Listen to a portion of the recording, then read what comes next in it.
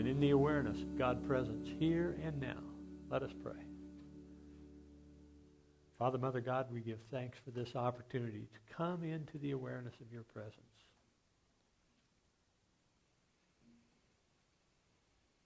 We allow your love to flow through us, transform us, spill into this moment.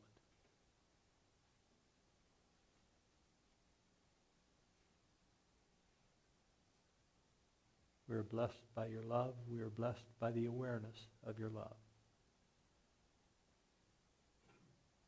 And for this we give thanks. And so together we say, Amen. Well, this is going to be a quickly delivered talk. Welcome to the jungle. Yeah, I guess. All right. I just need to get a little bit closer here. All right. So it's been an interesting week, eh? Voting's over. Actually, the election hasn't actually occurred, right? That doesn't occur until the 19th of December when the Electoral College electors get together and cast the votes that are stipulated by their states. So we have, there have been a number of questions about policies of the upcoming administration, but something that I was only slightly aware of is that there are quite a number of people that are literally afraid for their safety. And apparently rightly so, because the adopted daughter, 30-year-old adopted daughter of the minister in Colorado Springs, at Colorado Springs Unity, she lives in Houston, and she was coming out of a pharmacy on Friday night, and there was a car that pulled up next to her and rolled down the window and yelled, "Wetback, go home." Well, this woman is of Latino descent, and then the window was rolled up, the passenger breathed on the window and marked KKK in the fog. That happened on Friday night. Last Wednesday, a middle school near the home of one of my fellow ministers, in fact, the person that invited me into the transition team for the education program for Unity Worldwide Ministries, near her home, a number of students blocked a Latina, a 12-year-old Latina, from getting to her locker and told her that she was going to get deported. In that same school, the Asian American daughter of this Asian American girl, now this is middle school, she was also assaulted verbally by a group of boys that surrounded her and just terrified her. Well, so this is going on. I mean, this is real stuff that is happening because of the vitriol that came out of this election.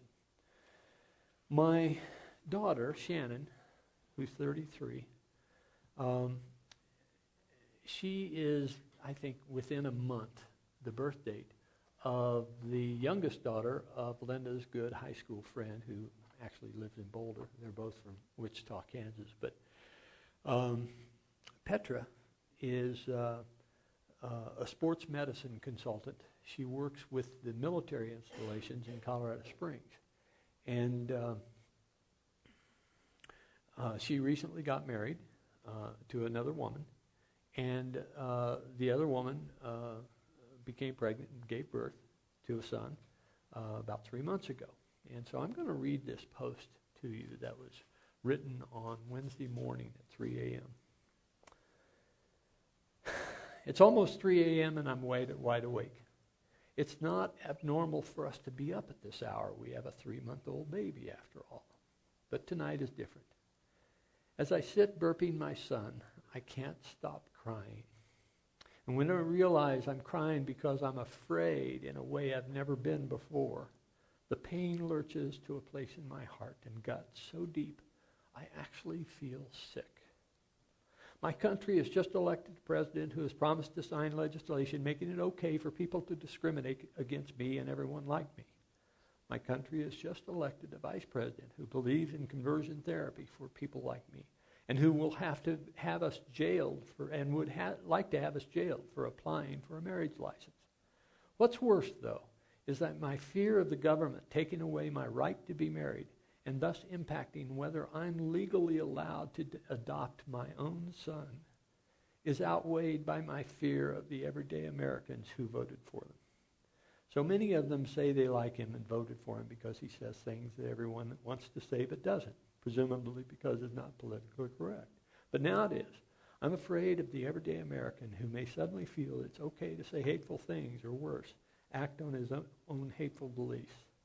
My family and I live in a very red area of Colorado. How do I know how do I know who I can trust? How do I know where we are safe? Do I think twice about kissing my wife goodbye as we both get out of our cars in the morning? Or holding hands as we walk through the park? So while it is lovely to see all my Facebook friends lighting up my feed with similar thoughts and concerns and messages of love and hope, I just ask that you don't let that end online. Tell people in person that you're with them. Tell them that they don't have to be afraid of you. Tell your neighbors so that they know they're safe in your presence. Tell your classmates, your students, your friends, your coworkers, so that they know who they can lean on. And I'm not just talking about the LGBTQ community, but any member of any group that has been the subject of our next president's hate speech. Tell them that you're with them and they're safe with you. Tell them in person. Tell them in person.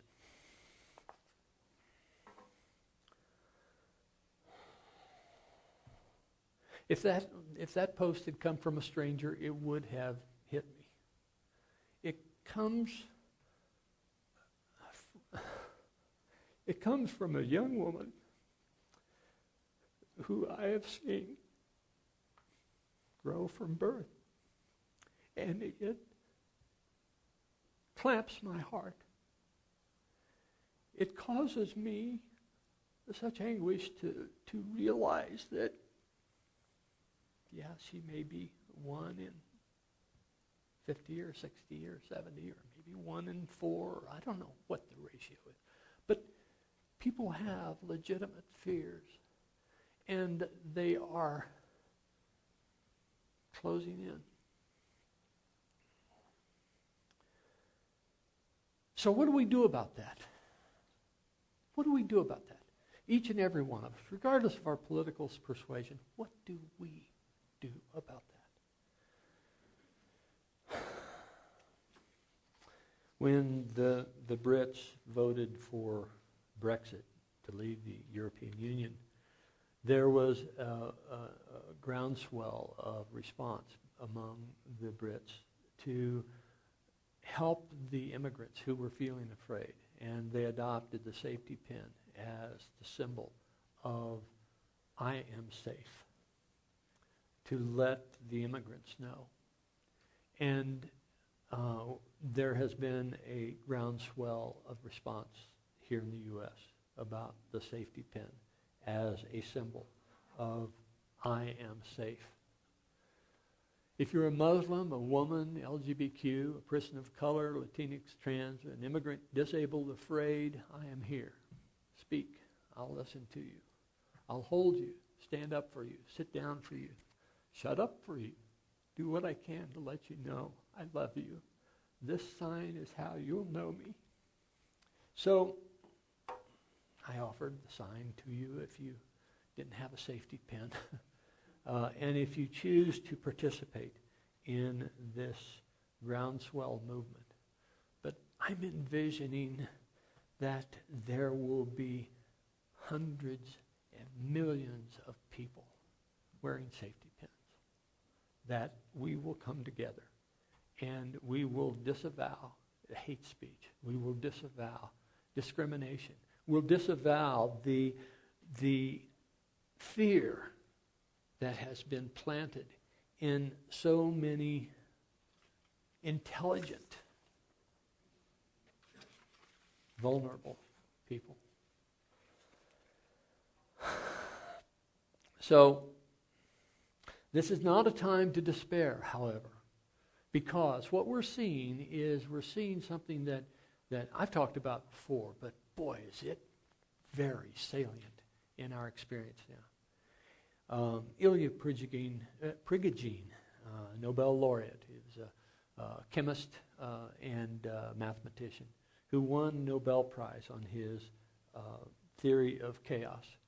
And in his formulation of chaos theory, he says that as a closed system, such as the planet Earth and our society on the planet Earth. By the way, we are a society of Earthlings. We are no longer a society of Americans.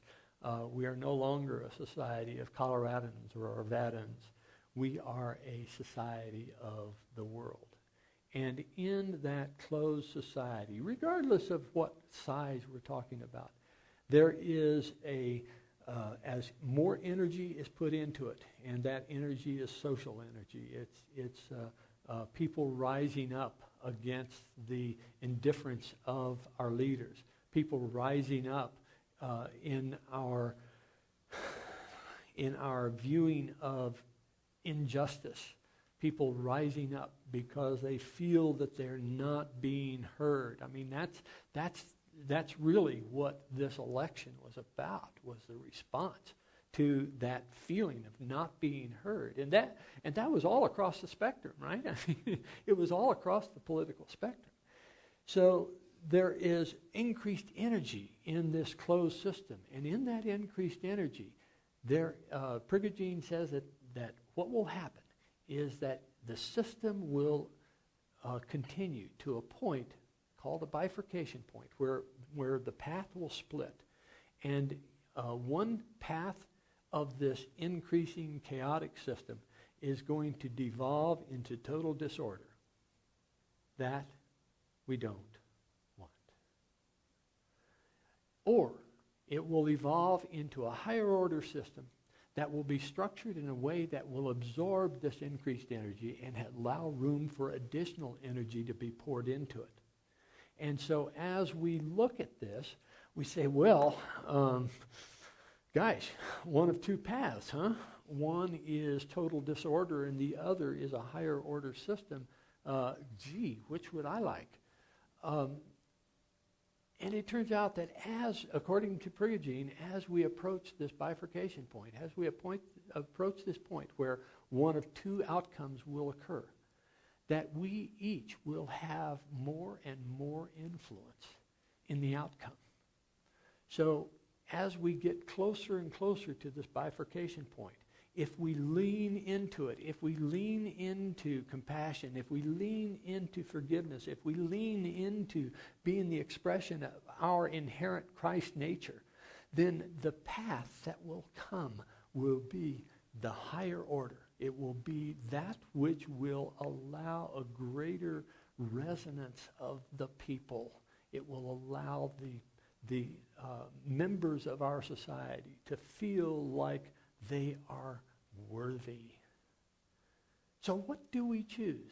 Do we choose to cower and close our ears and cover our eyes and shut our mouth? Or do we choose to be an influence on the outcome of this evolution or devolution? Well, I choose to be an influence. Part of that is to be a safe haven for those who feel fearful. Part of that is to be an activist. That may surprise you. Part of that is to be present for those who feel the need. Course in Miracles talks about the bringing of light to the darkness, or more correctly, bringing the darkness into the light. And what we have seen, with that person in the car that rolled up the window, fogged the mirror, and wrote KKK, to the 30-year-old adopted daughter of my minister friend in Colorado Springs. what we're seeing is we're seeing the darkness being brought into the light. And the interesting thing is that we can't heal the darkness until it is exposed. So A Course in Miracles in Lesson 62 offers us this. Forgiveness is my function as the light of the world. It is your forgiveness that will bring the world of darkness to the light. It is your forgiveness that lets you recognize the light in which you see. Forgiveness is the demonstration that you are the light of the world. Through your forgiveness, does the truth about yourself return to your memory. Therefore, in your forgiveness lies your salvation. Illusions about yourself and the world are one. That is why all forgiveness is a gift to yourself. Your goal is to find out who you are, having denied your identity by attacking creation and its creator. Now you are learning how to remember the truth.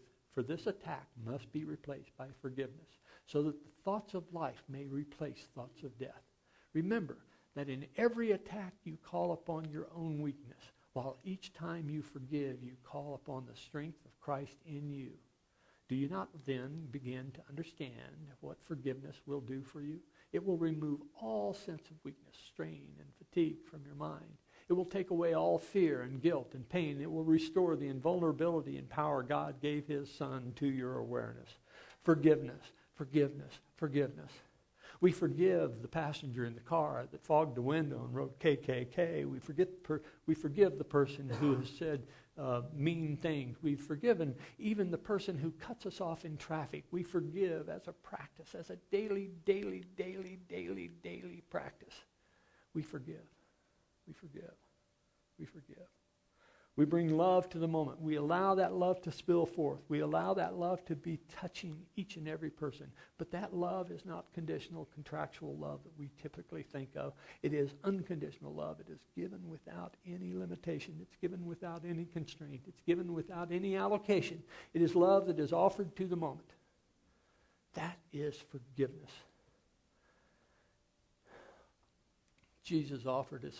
Well, we've been studying a work by Paul Selig called I Am the Word.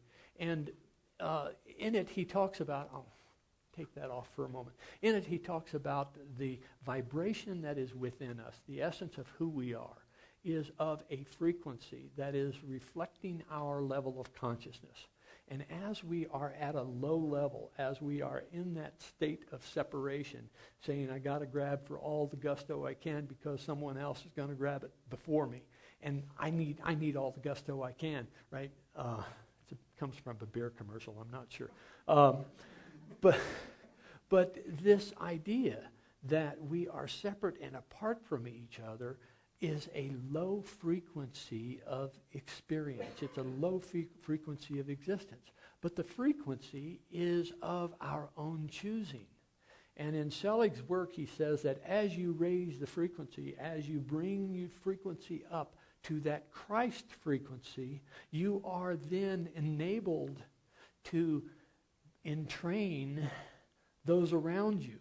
You know about entrainment? Entrainment is where, for instance, you pluck a guitar string and the neighboring string or the strings on the guitar will tend to vibrate depending upon the harmonics of the plucked string and the string that is responding. If you have, this idea actually came to light back in I think it was the 16th century. A clockmaker who also happened to be an astronomer, but a clockmaker noticed that the pendulum clocks that he was making, when he put them up on the shelf, that they tended to come into a similar tick-tock. Instead of tick-tick-tick-tock, tick-tick-tick-tick-tock. After several days, he would notice that they would be tick-tock, tick-tock together. That entrainment is what we're talking about. It is an act of vibration.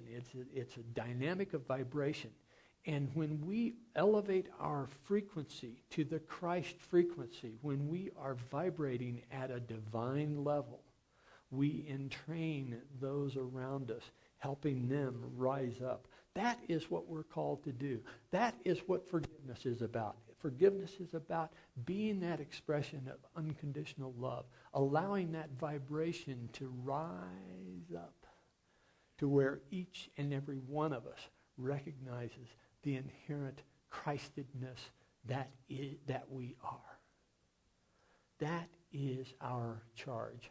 Paul Selig offers it. Stand before your friend and witness them as the Word, that is the Christ light. I am Word through the one I see before me. Word, I am Word. That is an affirmation that Selig suggests to bring us into the awareness through some intellectual exercise, to bring us into the awareness that we are the Christ. When you do this, you transmit the frequency of the vibration of the Word, the Christ light, through you and to their frequency. You merge as the gift of the Christ is given, and that happens through intention, and that happens on a level of frequency that you can feel and that you will experience. So do you do this with them and ask them? So you do this with them and you ask them, what did you feel? One of my earliest experiences in realizing this was that I was holding my 6-year-old daughter at the time in my arms, and I was feeling this unconditional love working between us. And I said to her, I just asked her out of the blue, do you feel that? And she said, yes, it tickles. There was no hesitation. I didn't have to prompt her. I just asked her if she was feeling something. And she said, yes, it tickles. And for a 6-year-old vocabulary, that's exactly what I was feeling. It was a tickling of my heart. It was that unconditional love that was connecting us. So this entrainment is a very real thing. When Jesus offered in Matthew, you have heard that it was said to those of ancient times, you shall not murder, and whoever murders shall be liable to judgment. But I say to you that if you are angry with a brother or sister, you will be liable to judgment. And if you insult a brother or sister, you will be liable to the council. And if you say you fooled, you will be liable to the hell of fire. So when you are offering your gift at the altar, if you remember that your brother or sister has something against you, leave your gift there at the altar and go. First, be reconciled with your brother or sister, and then come and offer your gift. Come and offer your gift at that sacred altar. But if you are there with recrimination, with regret, if you are there in a state of separation between your brothers and sisters, your offering at the altar is for naught. Your gift is to be the expression of God in the moment. But you can't do that if you have not given love to the moment unconditionally for every aspect of your experience. That is our charge. That is what we're called to do in this time of chaos, to lean in, to affect what happens at the bifurcation point, to be the presence of Christ in this moment. We, each and every one of us, not only have the ability, but we have the responsibility to do that. It's up to us. What do we choose? We'll have our meditation. As we settle into this moment, as we set aside all of the concerns that we have, all of the feelings, the emotions that we have, set them aside and just settle into this awareness. The awareness of love that is flowing around us, through us, arising within us.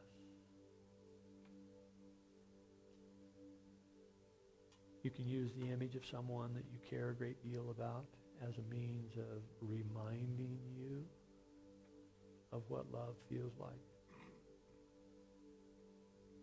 You can allow that to stimulate that arising within the heart, but focus on the love itself.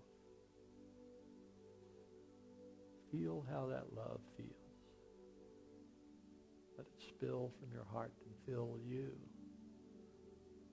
That light of God, that unconditional love, that light of God is moving through you to every dark corner of your consciousness,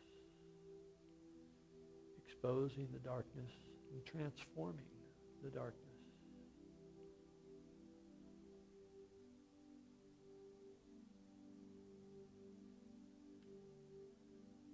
As it fills you, allow it to spill from you into this moment. Touching each and every one in this room, regardless of whether you know them or not. Regardless of whether there is something between you or not. Feel that love touching each and every one as each and every other's love touches you. That love is all sourced from the heart of God. It is unlimited. The more you give, the more you have.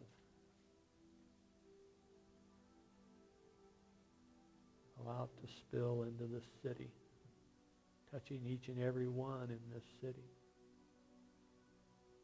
throughout this state, throughout this country, touching each and every leader of this country, touching each and every follower of this country. And see it spread across the oceans to touch each and every one on this planet. This love is always available to whatever degree you want to give it.